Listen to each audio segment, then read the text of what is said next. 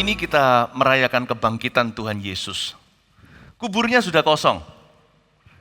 Dan sejak Tuhan dibangkitkan, kita semua hidup di penghujung zaman. Kapanpun Tuhan Yesus bisa datang kembali, kita nggak tahu sejak dia diangkat ke sorga. Pokoknya, setelah kenaikan Tuhan Yesus, pencurahan Roh Kudus, hidup kita setiap hari adalah kasih karunia. Dan setiap langkah kita harus secara sengaja diserahkan pada Tuhan. Sebab tiap langkah kita itu menuju ke sorga. Andai kata Tuhan tidak dibangkitkan, sia-sialah ibadah kita. Jangankan hari ini, setiap minggunya. Sia-sialah iman kita, berarti dosa kita belum terbayarkan. Kematian Yesus itulah esensinya, dia mati untuk dosa kita. Kebangkitan itu risit atau tanda terima. Tanpa kebangkitannya, semua penebusan dosa tidak sah. Dan Tuhan tidak bisa menolong kita di hidup ini maupun di hidup yang akan datang. Kalau Yesus tidak dibangkitkan, berarti dia mati. Seperti kita semua. Orang buta menuntun orang buta, dua-dua jatuh ke selokan. Berarti Tuhan hanya manusia biasa. Dia bukan anak Allah. Tapi puji Tuhan untuk kebangkitan. Kita diingatkan bahwa Yesus Kristus sanggup dan dia mampu menolong Anda dan saya. Bukan hanya di hidup ini, dia sanggup memberi kita hidup yang kekal. Makanya saya terbeban sebagai gembala untuk memberikan firman, untuk mempersiapkan jemaat juga agar suatu hari siap, agar suatu hari ready jikalau Tuhan memanggilnya ke sorga. Jangan cepat-cepat, tapi tugasmu masih banyak. Tapi mempersiapkan jemaat untuk suatu hari naik ke sorga, itu salah satu daripada amanah gereja. Amanat agung itu adalah untuk memberitakan Injil. Injil itu bukan hanya untuk hidup sekarang ini, tapi Injil itu adalah hidup kekal. Makanya saya berikan judul khotbah saya seharian ini, Setiap Langkahku ke Sorga. Kita akan cakup banyak pembahasan. Hidup kini, hidup akan datang, tubuh kemuliaan, akhir zaman. Seperti biasanya, khotbah saya masing-masing berbeda. Kita buka sama-sama 1 Korintus pasal yang ke-15. Ini satu pasal yang penuh dengan kebangkitan. Paulus menulis dengan pewahyuan. Roh Kudus yang membantunya untuk bisa menyatakan kebenaran-kebenaran soal kebangkitan. Nah, saya ingin Anda untuk melihat pasal 15 ayat 1 dulu. Kebangkitan Kristus. Saya bacakan ya. Dan sekarang saudara-saudara, aku mau mengingatkan kamu kepada Injil yang aku beritakan kepadamu. Dan yang kamu terima, dan yang di dalamnya kamu teguh berdiri. Oleh Injil itu kamu diselamatkan, asal kamu teguh berpegang padanya. Seperti yang telah kuberitakan kepadamu, kecuali kalau kamu telah sia-sia menjadi percaya. Kecuali kalau kamu telah sia-sia saja menjadi percaya. Di ayat 1 sampai ayat yang kedua, Paulus memulai dengan Injil terlebih dahulu. Injil itu menyelamatkan kita dari maut. Injil itu juga beritanya tentang pengampunan dosa, tapi tidak berhenti sampai kita suci. Tapi untuk kita memperoleh hidup yang kekal, Injil itu simpelnya begini, Yohanes 3:16 berbunyi, karena begitu besar kasih Allah kepada dunia ini, dia menyerahkan anaknya yang tunggal, kita semua tahu namanya Yesus Kristus, supaya barang siapa percaya kepadanya, akan memperoleh hidup yang kekal. Agar supaya mereka tidak binasa, tetapi hidup selama-lamanya. Jadi Injil itu bukan motivasi kehidupan sekarang. Injil itu bukan sekedar positive thinking atau hal-hal yang positif saja. Injil itu mengandung janji kehidupan yang kekal. Selama-lamanya. Jadi Injil itu powerful. Orang akan masuk neraka karena menolak Injil. Dan orang akan masuk surga karena menerima Injil. Bukan karena amal sosial mereka. Karena percaya kita diselamatkan dan dibenarkan oleh iman. Memang betul ada orang yang pura-pura imannya setelah percaya nggak karuan. Tapi jangan lupa Tuhan juga memberikan awas-awasan. Iman tanpa perbuatan adalah mati. Artinya iman itu nggak pernah eksis. Nggak pernah ada di situ dari permulaan. Dari permulaannya, dari awalnya tidak ada iman. Orang itu hanya pura-pura saja mengaku di mulutnya. Jadi Tuhan itu memberitakan Injil kepada kita Kita semua pernah menerima Tuhan suatu waktu di dalam kehidupan kita. Seseorang Tuhan utus ke dalam hidup kita untuk memberitakan warta keselamatan. Waktu kita percaya, kita diselamatkan. Then what? What's next? Setelahnya apa? Setelahnya hidup setiap hari dalam kasih karunia Allah. Sadarkah jemaat, sejak Anda menerima Tuhan, tiap hari di hidupmu itu setiap langkahnya menuju ke sorga.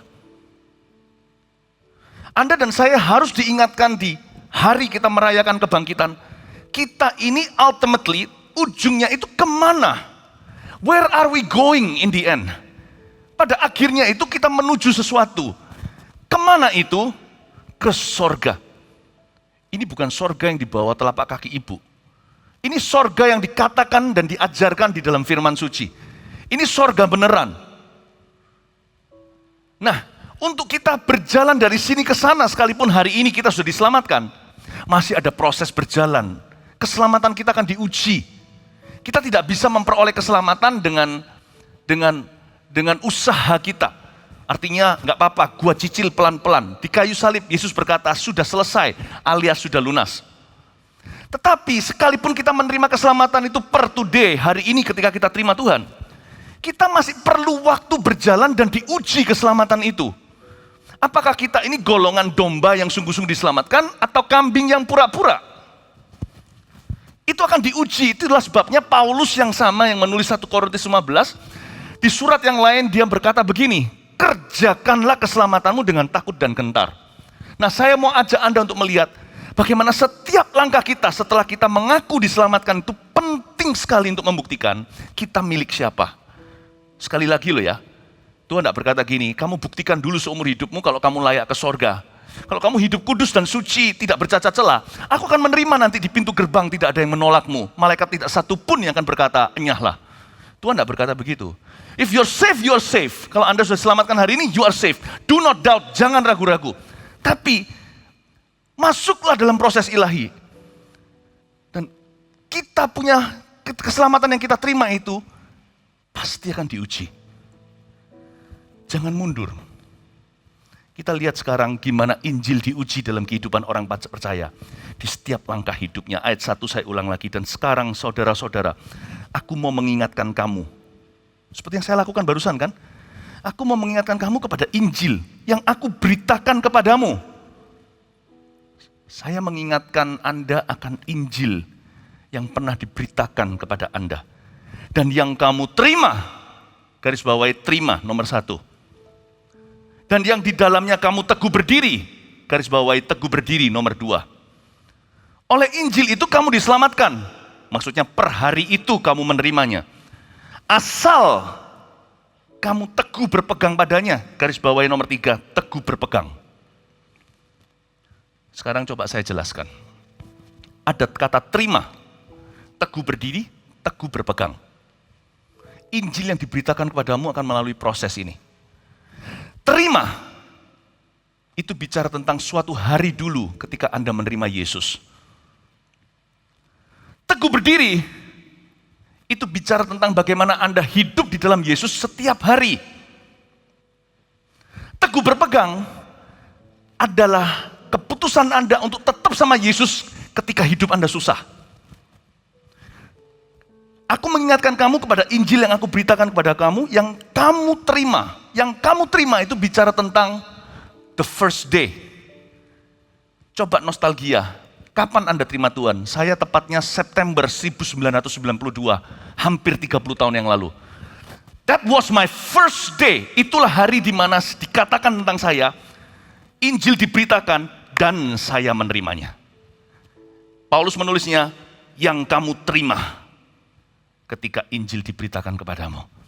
Everybody has their first day. Jikalau Anda belum pernah mengalami hari itu, harinya Tuhan, itu bukan hari Minggu. Hari di mana Allah menyelamatkanmu lewat Injil. Kalau Anda belum pernah mengalami itu, saya berdoa hari ini menjadi harimu. Everybody must go through the first day with Jesus. Tiap orang harus mengalami hari perdana dengan Tuhan Yesus. Iman itu diaktifasi. Anda lahir baru secara rohani, bukan lewat perut mami. Bukan lewat kandungan mama. tapi lewat firman dan lewat Roh Kudus. Kalau Anda belum pernah mengalami ini, yang ditandai dengan baptisan selam, pergi beritakan Injil kepada segala makhluk. Barang siapa percaya dan dibaptis akan diselamatkan. Di Markus 16, Tuhan bukan bicara ayat itu, bukan berarti kalau Anda tidak dibaptis Anda masuk neraka. Baptisan tidak menyelamatkan tapi iman. Tapi kalau Anda sungguh-sungguh diselamatkan, kenapa takut baptisan? Saya kalau cinta sama seorang wanita, saya siap untuk mengarungi hidup dengan dia. Kenapa saya takut menikah? Cincin inilah buktinya. Cincin ini tidak menikahkan saya, hanyalah lambangnya. Demikian pula baptisan. Tapi kalau saya cinta, kenapa pacaran doang? Kenapa kok jadi pacar gelapnya Tuhan Yesus? Kenapa jadikan Yesus pacar gelapmu? Nggak berani mengakui dia di depan umum atau di depan manusia. Takut apa? Kalau memang cinta, kalau engkau memang menganggap, kalau Anda menganggap, kalau kita menganggap Yesus sungguh-sungguh adalah Tuhan dan Juru Selamat kita satu-satunya jalan, kenapa takut mengakuinya? Paulus berkata begini, dan sekarang saudara-saudara, aku mau mengingatkan kamu kepada Injil yang aku beritakan pada kamu dan yang kamu terima. When is your first day? Kalau Anda belum dibaptis, bahkan selama pandemi ini dengan protokol kesehatan yang super tinggi, Gereja Mawar Sharon tercinta, gereja kita ini terus tak berhenti membaptis jiwa-jiwa dalam nama Bapa, Putra, dan Roh Kudus, yaitu dalam nama Yesus. Tepuk tangan untuk Tuhan. Kalau Anda belum ya, Anda belum, segera. Di gereja kita, My Spiritual Journey atau dasar-dasar kekristenannya menyusul. Anda dibaptis karena meresponi Injil, bukan karena Anda Bible study. Di gereja kita punya kebijakan demikian. Kalau Anda belum dibaptis, hari ini nanti beritahu sama Asher semua dilengkapi kok, tahu mengarahkan Anda kemana. Katakan, hari ini aku mau dibaptis. Bahkan gereja kita siap dengan pakaian luar, pakaian dalam untuk membuat Anda pulang ke rumah tetap kering. Kita ini gereja yang penuh dengan KKR. Itu sebuah kebanggaan, itu DNA. Gereja yang mengalami kebangunan rohani.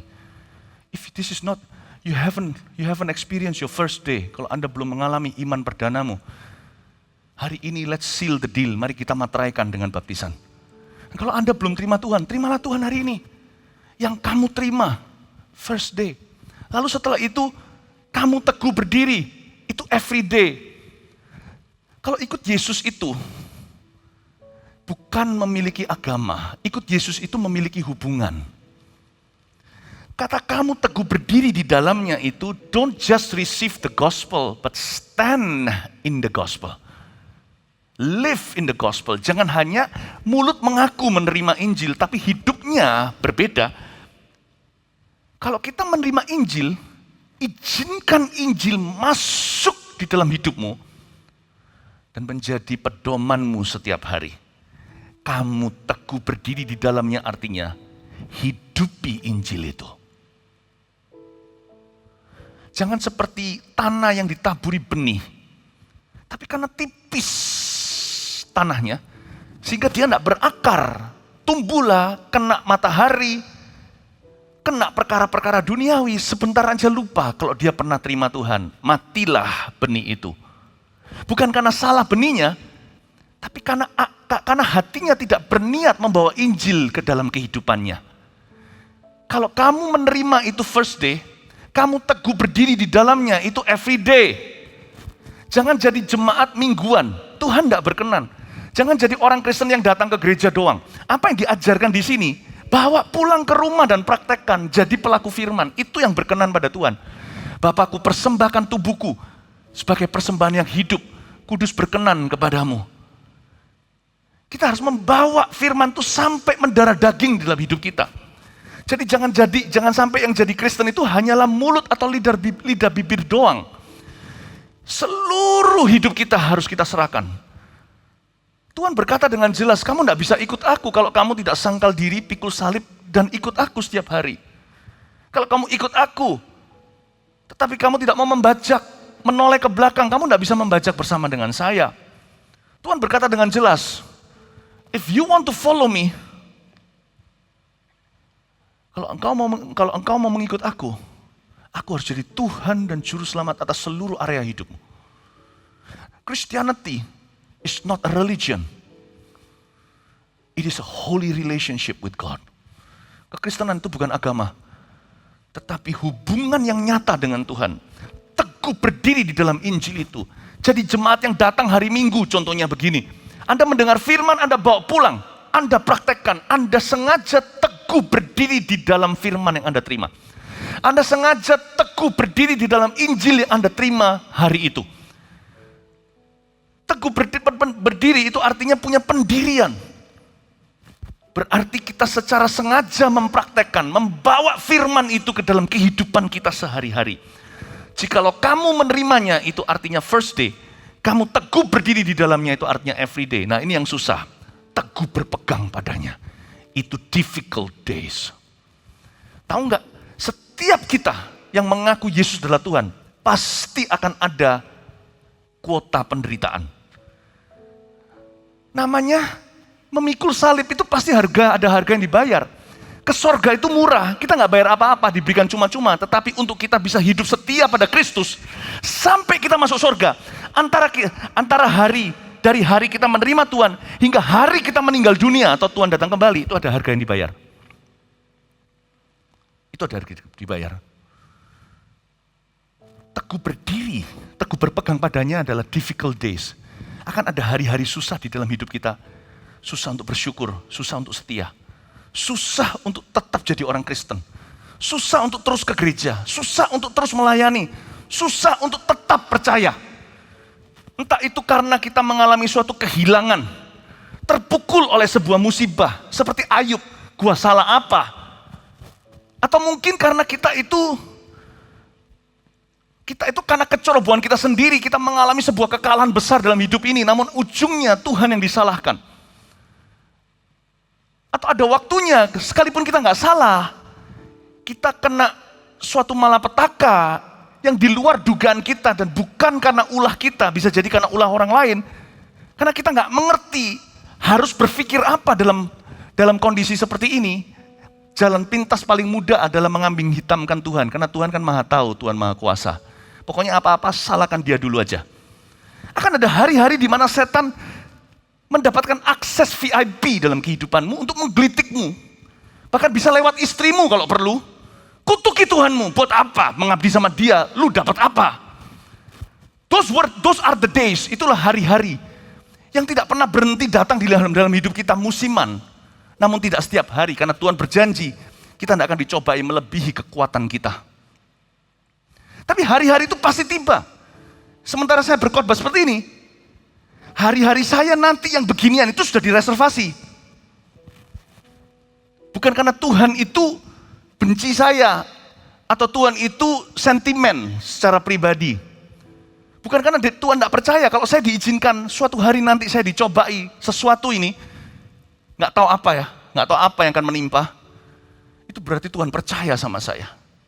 Bukan karena Tuhan mau menghancurkan saya. Tuhan menguji imanku itu bukan karena Tuhan tidak percaya sama aku, karena justru Tuhan itu percaya.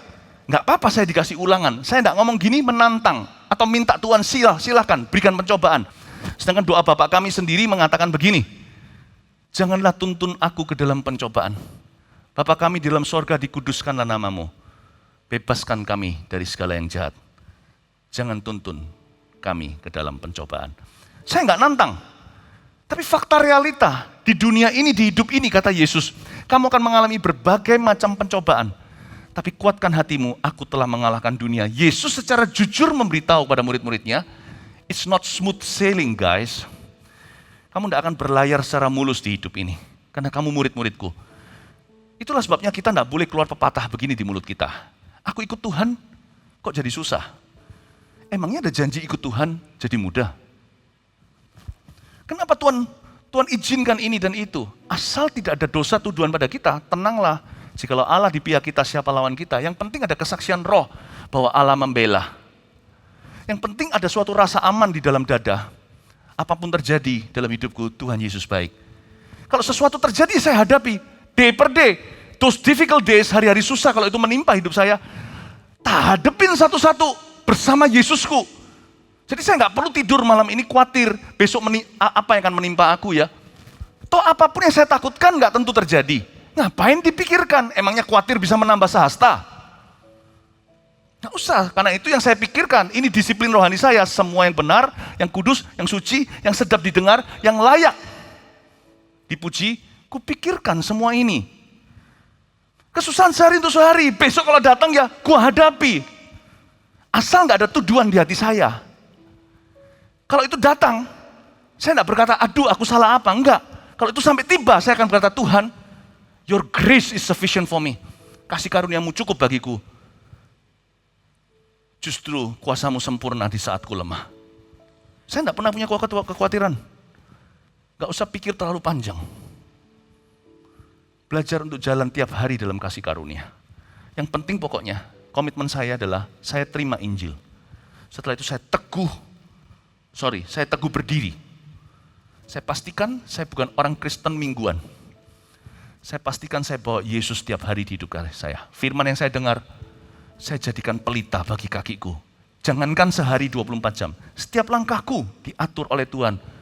Ku tahu Tuhan yang pimpin hari esokku. Lalu setelah itu, teguh berpegang padanya. Artinya, di saat-saat susah, saya harus tetap setia. Jangan sampai saya digagalkan.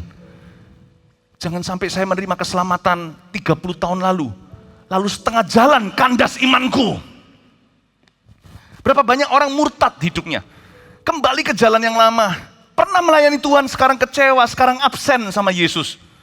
Saya beritahu ya, yang seperti ini masih ada kesempatan. Yaitu hari ini untuk berbalik pada Tuhan. Karena ayat yang berbunyi begini. Ya. Ayat 2b, kalimat terakhir. Kecuali kalau kamu telah sia-sia saja menjadi percaya. Saya ulang lagi. Ayat 2. Oleh Injil ini kamu diselamatkan asal kamu teguh berpegang padanya. Seperti yang telah kuberitakan kepadamu. Ada kata asal kamu teguh berpegang padanya loh ya. Kecuali kalau kamu telah sia-sia menjadi percaya. Saya ingatkan. Hari kita dilawat Tuhan ketika kita terima Yesus. Sampai kita nanti pulang ke sorga. Itu ada jalan pencobaan. Kalau Anda memulai perjalanan rohani Anda dengan kasih mula-mula. Anda berkata, Yesus aku mau hidup bagimu. Terus jalan terus sampai mati atau sampai Tuhan datang. Kalau enggak, Alkitab mengatakan, kamu akan sia-sia menjadi percaya. Begini ya, orang yang pernah aktif pelayanan, setengah jalan dia enggak aktif pelayanan lagi. Semua pelayanan masa lalunya enggak dianggap sama Tuhan. Do you know that? Coba baca di Yeremia. God is a present God. Dia adalah Allah yang hadir now pribadi. Allah yang sangat personal pribadi, namun He is a present God. Meskipun dia itu maha hadir. Sebab dia hidup, berarti Tuhan sudah ada di hari esok kita, saya ngerti. Tapi Immanuel, kata Immanuel itu gelar Yesus ketika lahir. Artinya I am here. Not in your past, not in your future, in your now. Kata Immanuel itu artinya, aku ada di sini. I am. Gara-gara itu Yesus mau dilempari batu atau dirajam dan dilempar di ujung tebing. Karena dia berkata I am. Kata I am itu dalam bahasa Inggrisnya, aku sekarang. Anda lihat Philip Mantova, Anda lihat saya sekarang ini adalah I am. Dulu, kemarin itu I was. Atau I used to be. Atau dulu atau saya dahulu kalah. Atau masa depan. Tapi yang Anda lihat sekarang adalah saya sekarang. Tuhan itu in the now. Dan Tuhan berkata di Yeremia, jikalau ada aku berkata kepada satu bangsa hendak mencabut dia, tapi dia in the now, sekarang dia bertobat, berkabung, dan berbalik dari jalannya yang salah, aku akan menyesal dan tidak menghukum dia, melainkan aku akan membangun dia kembali.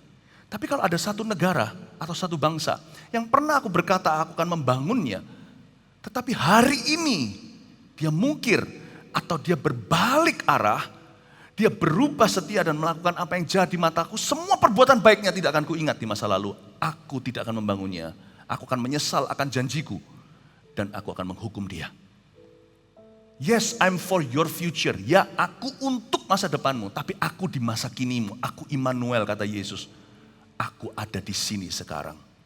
Jadi jangan pernah kita banggakan, 5 tahun lalu saya melayani Yesus. Kalau Anda tidak melayani Tuhan sekarang, I do not know you, kata Tuhan Yesus. Aku tidak mengenalmu. Jangan berkata dulu aku adalah majelis gereja, Atau dulu aku adalah kelompok sel. Di sini nggak ada kemajelisan di gereja kita, tetapi aku dulu salah satu aktivis. Bahkan CGL, saya adalah ketua Komsel. Tapi hari ini Anda hidup dalam perjinahan, Tuhan akan berkata, I do not know you now. Tapi kabar baiknya, jika dulu Anda adalah pezina, penyembah berhala, tapi hari ini Anda berubah 180 derajat, meskipun setiap hari masih dibentuk Tuhan, sedikit demi sedikit, tiap hari, tiap sifat. Kalau Anda berkata, aku berbalik, dulu aku penjudi, aku pembunuh, aku pendusta. Tapi kalau Anda berkata, mulai hari ini, aku mau betul-betul melakukan kebenaran. Apa yang baik dan berkenan. Aku mau melaksanakan kehendak Tuhan. Dan dia melayani perlahan-lahan, merangkak untuk bangkit lagi. Tuhan berkata, I do not remember your sins. Aku tidak mengingat dosamu di masa lalu. Bukankah ada ayatnya itu di Ibrani diulang lagi. Perjanjian baru yang telah kuadakan dengan umatku. Perjanjian yang lama itu sudah mereka langgar benar. Yaitu aku tidak akan mengingat-ingat dosa mereka lagi. Itulah cara kita berhubungan dengan Immanuel. Tuhan ingin berhubungan dengan Anda sekarang. Kalau enggak, sia-sialah kamu telah menjadi percaya. Sia-sia, enggak dihitung sama Tuhan. Makanya itu kalau ikut Yesus itu harus hari ini. Today I will walk with my hands in God. Kalau saya jatuh besok hari, jangan terjadi. Maka khotbah-khotbah saya minggu-minggu yang lalu busuk semua. Kalau terjadi amoralitas pada seorang hamba Tuhan, maka semua pelayanannya di masa lalu akan menjadi batu sandungan. Dan Tuhan juga gak akan berkenan. God isn't interested. Tuhan tidak tertarik dengan pelayanan saya 2 minggu yang lalu. Dan Tuhan juga tidak terbuai dengan janji-janji saya muluk untuk melayani Tuhan 2 minggu kemudian. Tuhan melihat hatiku sekarang. Dan dia menguji respon hati kita. Dia melihat sikap hati kita dan menimbang-nimbangnya di neraca. Apakah kita hari ini sungguh-sungguh mengasihi Yesus? Selidiki aku. Tuhan mau kita hidup hari ini supaya kita tidak sia-sia telah menjadi percaya. Jadi hari ini di hari Paskah merayakan kebangkitan Tuhan. Kalau Anda sudah mundur alias murtad dari jalan yang benar atau jalan kehidupan, kembali yuk. Yang live streaming juga sama. Yang nanti menonton videonya. Kalau firman ini bicara kepadamu, Tuhan memanggilmu pulang bukan ke rumah Bapa, tapi ke dalam rencananya. Tuhan akan memulihkan. Periuk yang hancur itu tanah liat di tangan pejunan akan dibentuk menjadi plan B-nya Tuhan. Plan B Tuhan, plan C, plan D-nya lebih bagus daripada plan A-nya setan. Cepat kembali, balik lagi. Kalau dulunya Anda mencintai Tuhan sungguh-sungguh, sekarang kehilangan kasih mula-mula. Ayo mula-mula lagi mengasihi Tuhan. Mulai baru. Siapa di sini yang mundur dari Tuhan? Gara-gara some difficult days in the past atau hari-hari susah di masa lalunya. Ayo balik lagi. Selama hari ini jiwamu masih ada di dalam raga, masih ada nafas di dadamu. Then God is not finished with you. Dan Allah belum berhenti dengan Anda. Dia belum selesai. Supaya jangan sia-sia Anda pernah once upon a time, suatu hari dulu menjadi percaya. Kalau Anda jadi orang Kristen, jadilah sampai akhir hidupmu. Jadi anak Tuhan, jadilah sampai akhir hidupmu. Jadi pelayan Tuhan, jadilah pelayan Tuhan sampai akhir hidupmu. Amin, kasih tepuk tangan untuk Tuhan. Anda mau jadi seorang pendoa syafaat, jadilah sampai seumur hidupmu. Anda mau jadi seorang hamba Tuhan, jadilah seorang hamba Tuhan sampai seumur hidupmu. Jadi seorang pengusaha yang takut akan Tuhan, ibu rumah tangga yang berdoa, jadilah demikian sampai akhir hayatmu. Setiap langkahku adalah satu langkah lebih dekat ke sorga. Jangan sia-sia, every day is a new fight. Setiap hari adalah pertempuran yang baru, pergumulan yang baru. Yesus pesertamu. Gandeng Immanuel. Tuhan tidak pernah meninggalkan kita. Ayat 3. I want to see Jesus face to face.